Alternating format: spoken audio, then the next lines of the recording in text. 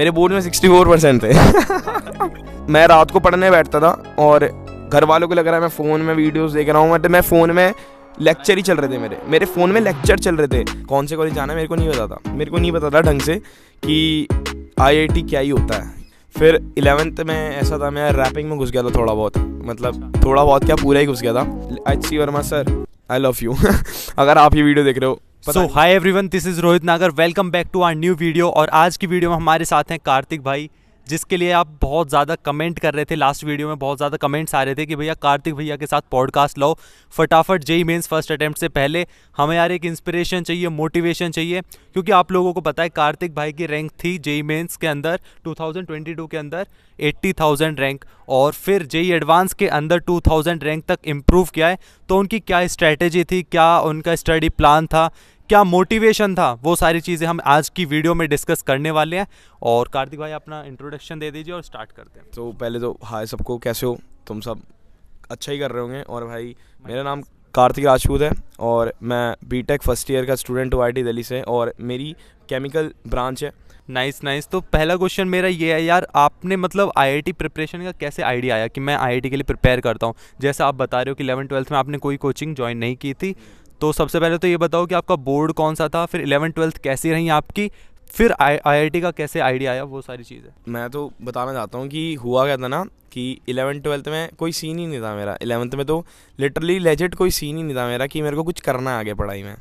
बस ये पता था कि एक कॉलेज जाना है, कौन से कॉलेज जाना है मेरे को नहीं पता था। मेरे को नहीं पता था ढंग से कि IIT क्या ही होता है।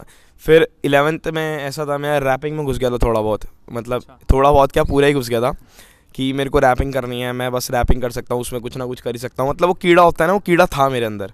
तो रैपिंग 11th में कर दी। अब 11th ऑनलाइन था, थोड़ा पास भी हो गए, सही हो गए। तो मैंने वैसे मम्मी को बोल दिया था कि मम्मी मैं 11th में सिर्फ पास होऊंगा, नंबर मत वो करना कि नंबर आएंगे। पर तुम सबको ऐसा नहीं करना लिटरली अगर तुम 11th में तो तुम्हें पढ़ते रहना है, और अब तुम 12th में तब तो तुम्हें ज़्यादा ही मेहनत करनी पड़ेगी, ठीक है। तो फिर 12th में आए। अब 12th में मेरे एक बड़े भैया हैं, शानू भैया नाम है उनका, प्रियंक राजपूत नाम है, वो यहीं पे ही हैं, मतलब ही इज़ डूइंग PhD, वो PhD कर रहे हैं यहाँ से। तो वो मेरे को समझा देते कि तेरे को बढ़िया पेपर करना है, ये निकालना है, बढ़िया IIT में जा, IIT। तो तब मैंने थोड़ा एक्सप्लोर करना शुरू करा था कि व्हाट इज़ IIT, ठीक है। बट फिर मैंने एक चीज़ देखी थी कि क्राइटेरिया वाला सीन होता है, 75% नंबर चाहिए। तो कोरोना की वजह से फॉर्चुनेटली मेरा लक था, वो कैंसिल कर दिया गया। तो मैंने कहा कि हाँ, नहीं बोर्ड ऑनलाइन नहीं थे मेरे बोर्ड ऑफलाइन थे। मतलब 75% क्राइटेरिया ख़त्म करती थी जेईई के लिए कि तुम जेईई एडवांस के लिए वो होता है 75, हाँ। तो वो लक था मेरा। तो फिर उसके बाद में आपके कितने परसेंट थे वैसे? मेरे बोर्ड में 64% थे मैं तभी बोल रहा हूँ कि लाइक ये क्वेश्चन 75% वाला क्यों पूछ रहा है? तो 64 थे। हाँ, तो फिर हुआ क्या, भैया ने कहा था कि पेपर तो होते ही हैं जेईई वेई के। तो फिर 12th निकल गई मेरी। 12th में मेरे नंबर आए 64%। मैंने भैया को स्टार्टिंग में बोल रखा था भैया नंबर देखना, मेरे नंबर ना बहुत बढ़िया होंगे। और भैया फिर बाद में ताने थोड़े बहुत मिलते गए कि देख अब तो तूने कहने का मौका दे ही दिया है कि अब 64% है, ये कुछ नंबर नहीं है। तो एक हफ्ते तक ऐसे चलता रहा बोर्ड के रिजल्ट के बाद। फिर मेरे को जेईई का पता चला, जेईई के फॉर्म भरे गए थे, जेईई देना था। और फिर मतलब वो ना जो रैप वाला थोड़ा कीड़ा था ना, वो थोड़ी देर के लिए बैठ गया। उसने कहा कि दूसरा कीड़ा बनते हैं कि अब पढ़ने का शुरू टाइम करते हैं। मतलब मेरे को ना उस समय भाई से बस ये सुनना था कि Kartik I am proud of you, ठीक है, लेजिट मेरे को ये सुनना था कि मतलब भाई के मुंह से कुछ ना कुछ तो सुनना है। अब बात आती है जेईई की, मेंस की। मैं थोड़ा बहुत एक्सप्लोर करना शुरू करा, मैंने देखा यार ये तो बहुत टफ एग्जाम है, 0.1% क्राइटेरिया, मतलब इतने बच्चे निकाल पाएंगे। फिर मैंने ये सोचा नहीं कि क्या करना है, कुछ करना है। मैंने कहा आगे की छोड़ के आज पे फोकस करते हैं, आज पढ़ते हैं। फिर मेरे पे 1 महीना था मेंस देने के लिए, हाँ मेरे पे 1 महीना था। अब उस 1 महीने में मेरे को कोर्स कवर करना था, आधा 11th का भी और 12th का भी। तो एक चीज़ बताता हूँ तुम सबको, 15 बुक पढ़ने से अच्छा है एक बुक को 15 बार पढ़ लो, वो ज़्यादा अच्छी चीज़ है। तो मेरे एक सर थे, वैभव त्रिवेदी सर थे और राजेंद्र भैया थे, मैं इनसे बोर्ड के लिए ट्यूशन पढ़ता था। तो उन्होंने NCERT सभी NCERT पे फोकस करने को बोलते थे। मैंने कहा केमिस्ट्री और फिजिक्स में है ना? एग्जैक्टली, और मैथ्स में भी, मैथ्स में, हाँ जी। अगर मैथ्स में भी इवन अगर आपके बेसिक्स बहुत ज़्यादा वीक हैं तो एनसीईआरटी से ही स्टार्ट करो, है ना, कम से कम आपके बेसिक्स स्ट्रॉन्ग हो गए, देन आप दूसरे मटेरियल पे शिफ्ट कर सकते हो। बट फिजिक्स और केमिस्ट्री के लिए तो एनसीईआरटी बहुत इंपॉर्टेंट है, और आपको अभी कार्तिक से पता भी पड़ेगा कितनी ज़्यादा इंपॉर्टेंस थी। तो फिर एनसीईआरटी ना लाइक तुम्हारे लिए फाउंडेशन ही है पूरी तरह से। अगर तुम्हारी एनसीईआरटी स्ट्रांग है तो तुम्हारी बिल्डिंग बनेगी, वरना नहीं बनेगी, लेजिट नहीं बनेगी, ठीक है, जेन्युइनली बोल रहा हूँ ये चीज़। तो एनसीईआरटी पे फोकस हो रहा था। मैथ्स के लिए तो मैंने आरडी पढ़ी थी, ठीक है, आरडी के लास्ट में प्रॉब्लम्स होती हैं, वो तो बहुत ही करी थी। तो मतलब मैं वही बोर्ड वाला मटेरियल ही फॉलो किया था। हाँ एनसीईआरटी फिजिक्स केमिस्ट्री और मैथ्स के हाँ लिए हाँ फिर यार तुम्हारे पास ना 1 महीना बाकी था, जैसे आप बोल रहे हो कि जेईई मेंस फर्स्ट अटेम्प्ट से 1 महीने पहले फिर आपने यार 20,000 रैंक आई थी, है ना, 2 अटेम्प्ट्स थे वैसे तो आपकी फर्स्ट 80,000 थी, मतलब पहले में ही 91 परसेंटाइल थे मेरे। जो मेरा मैंने 2 अटैम्प्ट दिए थे, पहले अटैम्प्ट में मेरी 91 पॉइंट समथिंग परसेंटाइल थी, एंड 91 ही थी शायद, हाँ। और दूसरे वाला भी अटैम्प्ट दिया था ताकि थोड़ी बहुत इंप्रूव हो, पर वो इंप्रूव होने की जगह थोड़ी घट गई थी। तो क्योंकि भाई सेकंड अटेम्प्ट में आप मार्क्स बढ़ जाएंगे, आपके 20-30 नंबर बढ़ जाएंगे, बट परसेंटाइल भाई बहुत कम हो जाती है क्योंकि कंपटीशन बढ़ जाता है। और बहुत सारे बच्चे यार इस साल जो जेईई देने वाले वो देख रहे होंगे। अब जैसे तुमने 1 महीने में पढ़ाई करके देखो, तुम्हारे बोर्ड्स में भी इतने ठीक मार्क्स नहीं थे क्योंकि 64% बहुत ही कम माने जाते हैं अगर सीबीएसई बोर्ड की बात करें, है ना। तो तुमने कैसे प्रिपेयर किया था कि लाइक 90%, मतलब तुम कट ऑफ भी क्लियर कर गए, तो कैसे प्रिपेयर किया था उस लास्ट 1 मंथ में? तो उस लास्ट 1 मंथ में मैंने सबसे पहला फोकस रखा एनसीईआरटी में। जब मैंने एनसीईआरटी ख़त्म कर रहा था, मैं धीरे धीरे जिस चैप्टर की मैं ख़त्म कर रहा था ना, एनसीईआरटी के मैं क्वेश्चंस लगा रहा था। और बहुत लोग ना एनसीईआरटी पढ़ते हुए ना वो जो बीच के बॉक्स होते हैं वो छोड़ देते हैं, वो नहीं छोड़ने होते, हाँ, वो बिल्कुल नहीं छोड़ने होते। मैं बीच के इंटेक्स क्वेश्चन लगाता था, उसके एनसीईआरटी के मेन क्वेश्चंस लगाता था, उसके बाद उसी चैप्टर के पीवाईक्यूज़ भी करता था, मतलब साथ साथ में काम निपटाता जा रहा था। और बहुत लोग ना ये भी पूछते हैं कि कितने घंटे पढ़ता था। मेरे घर वाले से पूछेंगे ना तो मैं नहीं पढ़ता था, मतलब ऐसा था मैं पूरी रात भर पढ़ता था जब वो सो रहे होते थे, क्योंकि मेरा रात को मन बैठता था। अब कुछ लोग होते हैं सुबह उठ के पढ़ते, मेरे से नहीं पढ़ा जाता, सुबह उठ के मेरे दिमाग पे इतना लोड नहीं दिया जाता कि मैं पढ़ाई को लोड दूँ। गानों को मैं लोड दे सकता हूँ, बट मैं रात को पढ़ने बैठता था और घर वालों को लग रहा है मैं फ़ोन में वीडियोज़ देख रहा हूँ, मतलब मैं फ़ोन में लेक्चर ही चल रहे थे, मेरे फ़ोन में लेक्चर चल रहे थे। तो बस उसके बाद जब मैं लेक्चर्स देखता रहा, वीडियोज़ देखता रहा, मैं ना वीडियोज़ के क्वेश्चंस की वीडियोज़ भी देखता रहा। और शॉर्ट नोट्स बहुत ज़्यादा हेल्प करने वाले हैं तुम्हें, शॉर्ट नोट्स। और शॉर्ट नोट्स तो ऐसे होते हैं ना कि मतलब ब्रह्मास्त्र होता है ना, वो तुम्हारे लिए शॉर्ट नोट्स हैं। और शॉर्ट नोट्स में ना सिर्फ तुम थ्योरीज मत लिखना, फॉर्मूलेज लिखना। फॉर्मूले के लिए तो मैं कहता हूँ अलग से कॉपी बना लो, लाइक जैसे मैथ्स की कोई कॉपी बना रहे हो, फॉर्मूले की एक 10-15 रुपये वाली कॉपी आती है पतली सी, वो बना लो। चैप्टर का नाम लिखो, उस पर सारे फॉर्मूले लिखो, एग्जाम्पल्स के बाद फॉर्मूले होते हैं, आखिरी में भी लिखे होते हैं फॉर्मूले, उनको फॉर्मूले को लिखो। एक चैप्टर खत्म, ऐसे करके जिस चैप्टर पढ़ रहे हो वो कर लो। आखिरी में ना तुम बस वो कॉपी यूँ देखोगे कि एक अच्छा ये तो आता है, ये तो आता है, ये तो आता है। बहुत देखो तुमने पढ़ा होगा बहुत सारी चीज़ें, बट शॉर्ट नोट से क्या होता है ना, कॉन्फिडेंस आता है। और जो भी इंपॉर्टेंट चीज़ें जो एकदम जेईई मेंस ओरिएंटेड हैं, जो जिनसे क्वेश्चन आने हैं, वो सारे फॉर्मूले होंगे, क्वेश्चंस होंगे इंपॉर्टेंट उसमें, है ना, कुछ टिप्स और ट्रिक्स भी होंगे जो आपने बनाई होगी कुछ क्वेश्चन सॉल्व करने के लिए, तो वो सारी चीज़ें इंक्लूड होती है और लास्ट मोमेंट पे बहुत ज़्यादा हेल्पफुल होती हैं। तो यार कार्तिक, एक क्वेश्चन और है मेरा कि तुम्हारा जेईई मेंस फर्स्ट अटेम्प्ट से पहले कितना % सिलेबस कंप्लीट करके गए थे तुम? देखो मैंने 11th का आधा करा था, मतलब 80% मान लो। 11th का मैंने 80% करा था। और तुम्हारी किस्मत पे डिपेंड करता है कि अगर तुम शुरू के 10 चैप्टर करके जा रहे हो, 10 चैप्टर ही अटक गए, अगर तुम आखिरी के नहीं करके गए और आखिरी के अटक गए, वो तुम्हारी किस्मत होती है, ठीक है, थोड़ा बहुत किस्मत का हाथ ज़रूर होता है। तो हुआ क्या था, मैं थोड़ा बहुत 11th, मतलब मैंने जितना भी करा था 11th का 80% वो रट लिया था मैंने, ठीक है। मतलब कि बच्चे पूछते हैं ना कहाँ से पढ़ा था। पहले तो जब मैंने एनसीईआरटी निपटाई ना, मैंने अलग अलग जगह से, मतलब अच्छा ये क्वेश्चन करा रहा है, चलो इसको दिमाग में डाल दो, अच्छा ये दूसरा करा रहा है, इसको भी डाल दो। क्या है डालना, ये 5 मिनट लग रहे हैं मेरे मुश्किल से। मैंने 11th में पहली बार कोई एक्सटर्नल बुक खरीदी थी एनसीईआरटी को छोड़ के। इतनी मोटी बुक थी वो, अरिहंत की बुक थी, ठीक है, नो प्रमोशन, हाँ, पीवाईक्यूज और चैप्टर्स के क्वेश्चन। तो यार कार्तिक, जब तुम्हारा फर्स्ट अटेम्प्ट हो गया, 90 परसेंटाइल आया, तुम एक्सपेक्ट करते थे इससे ज़्यादा आना चाहिए या कम आना चाहिए, कितना आना चाहिए? और फिर उसके बाद जेईई एडवांस की कैसे प्रिपरेशन का मन बना तुम्हारा कि यार एडवांस के लिए प्रिपेयर करता हूँ, वो कॉन्फिडेंस कहाँ से आया? तो अब मैं मेंस देने बैठा था, क्वेश्चंस देखने शुरू हुए, पहला नहीं आता, दूसरा नहीं आता, मेरा कॉन्फिडेंस यहाँ, तीसरा आता है, मैंने कहा ओह पहले यही होगा, उसके बाद क्वेश्चन पेपर देखा जाएगा। मैंने वो करा, ठीक है। उसके बाद ना मतलब ऐसा था, मैं एक अपनी बेवकूफ़ी बताता हूँ, मैंने एक क्वेश्चन छोड़ दिया था, लेकिन मैंने कहा था इतने में पास हो जाऊँगा। मैंने कहा इतने पास हो जाऊंगा, एलोकेशन करके दिमाग लगाए कोई फ़ायदा नहीं, 2 मिनट क्यों ही लगाऊंगा मैं, 2 मिनट थोड़ा चिल करके बैठता हूँ, थोड़े बच्चों को देखता हूँ कि क्या क्या कर रहे हैं आसपास। वो बेवकूफ़ी थी मेरी। हाँ हाँ, मतलब मेरे को था कि बस क्लियर मारना है, मेरे को इतना क्लियर मारना है कि इसे क्लियर मार के कुछ ना कुछ तो होगा ही। तो मेरे को एडवांस का लेजिट, मेरे को एडवांस में इतना वो नहीं था कि मेरे को एडवांस देना है, have to go to IIT, ठीक है, बट मेरे को क्लियर करना था वो, कॉज बोर्ड्स में मेरे कम थे परसेंटेज, और मेरे को कोई बढ़िया कॉलेज मिलता भी ना, ठीक है, मेरे बोर्ड्स के परसेंटेज को देख के। तो फिर उसके बाद 90% पे भी नहीं मिलता एग्जैक्टली हाँ, मेंस पे रहता तो मेरे को कोई ना कोई NIT मिल, डोमोसाइल लगा के मेरे को अपना NIT मिल जाता, बट मैं उसमें भी खुश ना होता। तो फिर हुआ क्या, अब जब मैंने मेंस का पेपर पूरा करा, मैंने कहा यार इतने पे हो जाएगा, ठीक है, इतने पे क्लियर हो जाएगा, उसके आगे एडवांस होता है देख लेंगे, ठीक है, एडवांस में थोड़ा बहुत इतना स्कोर हो जाएगा, कोई ना NIT नहीं होगी तो एडवांस में इतना कर लूँगा कि कोई अच्छी चीज़ मिल जाएगी NIT से ऊपर भी। यार ये बहुत बड़ी बात है कि तुम्हारे मेंस में 80,000 रैंक थी जैसे तुम बता रहे हो, फिर एडवांस में 2000 रैंक तक, यार इतना इंप्रूव कर लेना। जिस बच्चे के 64% बोर्ड्स में है, 11 तो उसने ऑलमोस्ट वेस्ट ही की थी, और फिर वो एडवांस में इतना अच्छा कैसे कर लेता है, वो चीज़ बताओ, क्योंकि बहुत सारे स्टूडेंट्स इसीलिए आपको सुन रहे हैं। तो मेरा सबसे बड़ा मोटिवेशन तो 2 चीज़ थी, 2 क्या 3 ही चीज़ थी अच्छे से। पहला था मेरा एक रैप, दूसरे थे मेरे प्रियंक भैया कि उनके मुंह से सुनना है तो सुनना है। तीसरे यार मम्मी पापा यार मेहनत करते हैं, ठीक है, तो उनके लिए तो करना ही था कि लेजिट अगर वो मेरे लिए पूरे दिन काम कर रहे हैं ना, तो आगे मैं आराम ही दूँ, अगर मैं अपने पैरों पे खड़ा हो जाऊँ तो मैं आराम दूँ, इसलिए मैं रैपिंग कर रहा था, ठीक है, मैं वीडियो शूट करता था दूसरों की, मैं थोड़ा बहुत अर्न कर रहा था कि अपना थोड़ा साइड बाय साइड खर्चा निकाल रहा था मैं। बट उस चीज़ के बाद, वो मोटिवेशन के बाद जब मैं मेंस देके आया, मैंने मम्मी को बोला मम्मी मेंस निकल गया। मैंने कहा मेंस निकल गया, टेंशन भूल जाओ। मम्मी ने भैया को बताया, भैया बोल रहे अभी इतनी एक्सपेक्टेशन मत रखो, ऐसे वैसे नहीं होता, ये वो नहीं होता।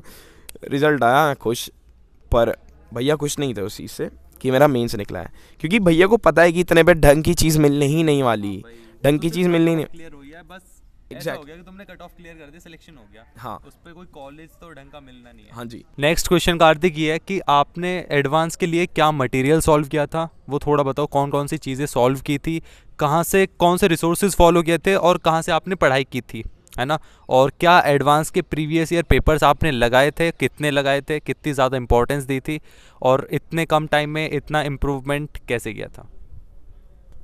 तो भैया तो पहले मेरे चैनल का कंटेंट लेने के उसमें है कि जो क्वेश्चन मैंने अपने ले लेके रखे थे भैया ने वही पूछ डाले, कोई नहीं बता देते हैं। एग्जैक्टली कार्तिक का भी एक यूट्यूब चैनल है, कार्तिक टॉक्स करके IIT दिल्ली, बाकी मैं लिंक वगैरह डिस्क्रिप्शन में प्रोवाइड कर दूंगा, आप चेकआउट कर लेना, फुल सब्सक्राइब सपोर्ट है सब्सक्राइब करना।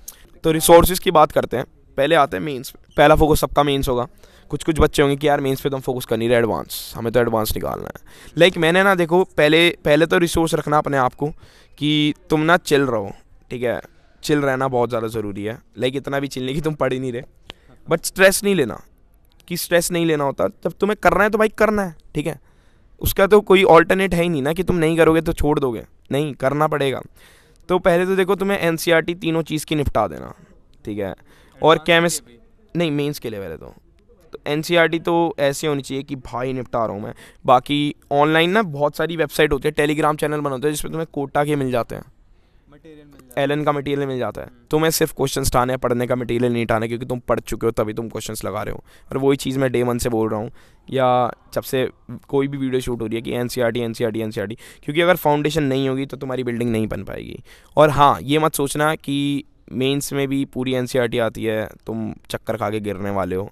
एडवांस में तो बिल्कुल गिरने वाले हो, क्योंकि NCERT नहीं आती। बस NCERT तुम्हारा कंसेप्ट बनाने के लिए है कि तुम्हें एक डायरेक्शन दे देगी वो, कि तुम्हें यहाँ पे जाना है, रास्ता तो तुम्हें खुद ही देखना पड़ेगा, जितने भी हर्डल्स आएंगे वो तुम्हें इस पार करने हैं, वरना कुछ नहीं हो पाएगा। तुम्हारी HC वर्मा हो गई, HC Verma sir I love you अगर आप ये वीडियो देख रहे हो, पता नहीं शॉर्ट डाल दूंगा मैं इसकी ना, शॉर्ट्स बना के डाल दूंगा HC वर्मा सर के लिए। तुम अगर फिजिक्स के चैप्टर अगर तुम 11th में हो ना, मैं सब बच्चों को बोलना चाह रहा हूँ, NCERT का चैप्टर पढ़ने के बाद वो पढ़ लेना, तुम्हारा एडवांस निकल जाएगा। लाइक अगर तुम नॉर्मली ऐसे करते चलोगे, ठीक है, तो तुम फिजिक्स तो फोड़ ही दोगे।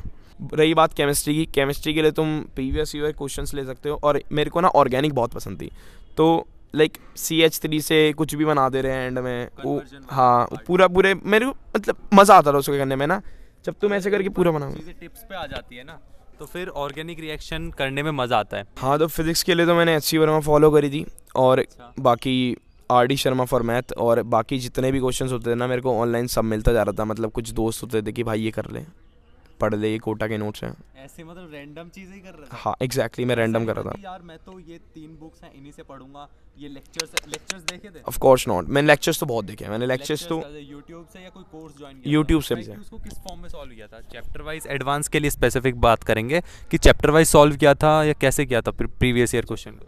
हाँ तो यार मैं ना पहले तो चैप्टर वाइज मैं कर देता था कि PYQs चैप्टर वाइज हो रहे हैं। लेकिन जब मैं असली क्वेश्चन पेपर लेके बैठता था पिछले साल का, वो करने पे लाइक मैं तुम्हें बता देता हूँ 8-9 साल 7-8 साल 5-6 साल के मैंने करे हैं अच्छे से। मतलब मॉक टेस्ट तो तुम्हें डेली लगाने हैं, डेली 5-10 क्वेश्चन 15-20 क्वेश्चन अलग अलग क्वेश्चन लगाना। सेम क्वेश्चन 1 से ज़्यादा 2 से ज़्यादा तो लगाना ही मत।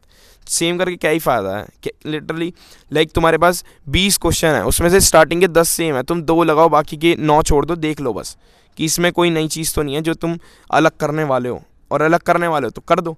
बाकी 20 के 20 क्वेश्चन तुम्हें लगानी है। मतलब डेली के तुम्हें कुछ क्वेश्चंस बांधने हैं कि मेरे को इस अपने सब्जेक्ट से ये वाले क्वेश्चन इतने क्वेश्चन लगाने हैं, वरना नहीं सोना। ठीक है, वरना नहीं सोना। बाहर घूम आओ, कुछ करिए आओ, बाहर घूम आओ, उससे करे बिना नहीं सोना। क्योंकि सोना यार तुम्हारा एक वो पूरा रेस्ट हो जाएगा, फिर तुम्हारा दिमाग उसी में ना चिल हो जाता है कि तुम सो गए, सो के उठे आलस, फिर मम्मी बोल रही है बेटा खाना खा ले, चल मेरा बेटा पढ़ रहा है, पर असली में नहीं पढ़ रहे हो तुम। अगर तुम अपना टारगेट ही पूरा नहीं कर पा रहे हो तो टारगेट पूरा करना बहुत ज़्यादा इंपॉर्टेंट है। टाइम टेबल बांध लेना, मैंने नहीं बांधा था बट तुम्हें बांधना पड़ेगा क्योंकि हर चीज़ मैनेज करनी पड़ती है यार। मेरे समय पे कोविड था, आपके समय पे कोविड नहीं है, आ रहा है जो भी है, बट तुम्हें करना पड़ेगा, टाइम मैनेज करना पड़ेगा। या तो खेल को त्यागो या फिर थोड़ा बहुत फ़ोन का त्यागो, क्योंकि कोई ना कोई चीज़ छोड़नी ज़रूर पड़ेगी अगर तुम्हें आगे हर चीज़ पकड़नी है तो। फिर उसके बाद एडवांस में दे के आया। मैंने एडवांस दे के जब मैं आया ना, मैं घर में घुसा, बड़ी मम्मी सामने खड़ी थी, मैंने बड़ी मम्मी को बोला 99% पेपर निकल गया। तो उसके बाद ये हुआ, मैंने कहा मम्मी मैं एडवांस क्लियर कर दूंगा। फिर मम्मी ने भैया को बताया था, भैया वही कि नहीं यार इतने नहीं होता, इनका नहीं हुआ, इसका आसान नहीं है, ये पेपर आसान नहीं है, ये इतने सपने मत सजाओ, जितना होगा ठीक है। दिया है उसने, कोई दिक्कत नहीं है। पेपर आंसर की आती है शायद पहले, हाँ नहीं आंसर की नहीं, रिस्पॉन्स शीट आती है हमारी। तो मैंने ऑनलाइन से आंसर की मिलाई, मेरे नंबर बैठ रहे थे 118 समथिंग। तो पहले तो मेरे को लग रहा था कि यार 7,000 8,000 9,000 10,000 रैंक आएगी अपनी, क्योंकि पिछले साल के वो देखे ना हाँ स्टैट्स देखे, मैंने देखा यार ऐसी नंबर आ रहे हैं 7,000 4,000 भी नहीं बैठ रहे मेरे। तो कोई नहीं, IIT तो मिल ही जाएगा एक ना एक कि होगा। फिर आंसर की भी आती है, आंसर की में ना कुछ लिखा होता है कि इसमें सबको नंबर मिल जाएंगे। उसमें मैं थोड़ा डाउटफुल था कि मेरे बढ़ेंगे या नहीं बढ़ेंगे, क्योंकि मैंने 2 पे टिक लगा रखे हैं, 3 आंसर थे, लगाया नहीं। फिर जब आंसर शीट आई थी तो मेरे उसके हिसाब से नंबर बैठ रहे थे 120 समथिंग। ठीक है, मेरा रिज़ल्ट आया, रिज़ल्ट में मेरे नंबर और ही बढ़ गए। लेजिट मैंने कैमरा खोला था उस समय कि मैं वीडियो बनाऊंगा, उस समय मेरी रैंक थी 2201। और उसके बाद ना मेरे पैरों से ज़मीन खिसक गई। मैंने कहा, मैंने अपना रिजल्ट 2-3 बार रिफ्रेश करके चेक करा है कि भाई मेरा ही है ना। और मार्क्स कितने थे? मेरे मार्क्स अप्रॉक्सीमेटली 140 समथिंग थे या 151, I don't know, positive number negative number याद नहीं है मेरे को, अभी कट करके लगा देंगे। तो फिर मम्मी रो गई थी, बड़ी मम्मी, कि यार तूने इतनी डांट खाई है, चल अब कुछ कर दिया, ये वो। फिर भैया को मैंने फ़ोन लगाया, भैया वाज लाइक, भैया ने कहा अभी फ़ोन करता हूँ। मैंने वीडियो कॉल लगाई थी, मैंने कहा भैया नंबर देख लो, रैंक आई है 2000। भैया ने कहा CRL है वो, ठीक है CRL। मैंने कहा भैया कैटेगरी तो है ही नहीं हमारी। तो फिर मैंने कहा हाँ भैया यही है, 2000 रैंक है मेरी। भैया ने फ़ोन काटा, फिर थोड़ी देर बाद मम्मी को फ़ोन करा होगा वगैरह वगैरह। फिर जब भैया आए थे ना, भैया जब कॉलेज से, मतलब IIT में ही है मेरे भैया, PhD कर रहे हैं इसी। तो जब मेरे भैया घर आए तो भैया ने ना आते ही मेरे को गले लगाया, मजाक से हट के वो मोमेंट था।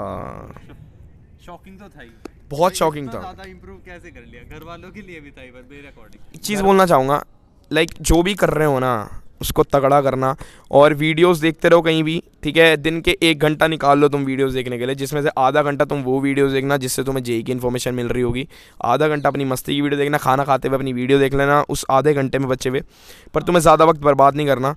बाकी मेरे 2 चैनल हैं, ठीक है, दूसरा चैनल बाद में रिवील कर दूंगा मैं, लाइक रैपिंग का चैनल है, वो मैंने अभी डीएक्टिवेट ही कर रखा है एक तरह से। इस वीडियो को एंड करते हैं, बट एक चीज़ रुको। तो एक चीज़, लाइक शेयर नहीं बोलूँगा, करना होगा कर देना यार, ठीक है। मतलब करने से कुछ नहीं होता, बस वीडियो थोड़ी आगे जाती है, ठीक है, थोड़ा बहुत अपना होता है कि व्यूज़ आ रहे हैं। बट लेजिट रोहित भैया ना NSUT से यहाँ पे आए हैं, लेजिट बस इसलिए आए हैं, लाइक व्यूज़ तो यार आ जाते हैं, कोई भी वायरल शिट करनी होगी हमें तो कर देंगे, ठीक है, बट तुम ना कभी भी देखना, एग्जैक्टली कभी भी देखना कि इन्फॉर्मेटिव ही कंटेंट दे रहे हैं भैया।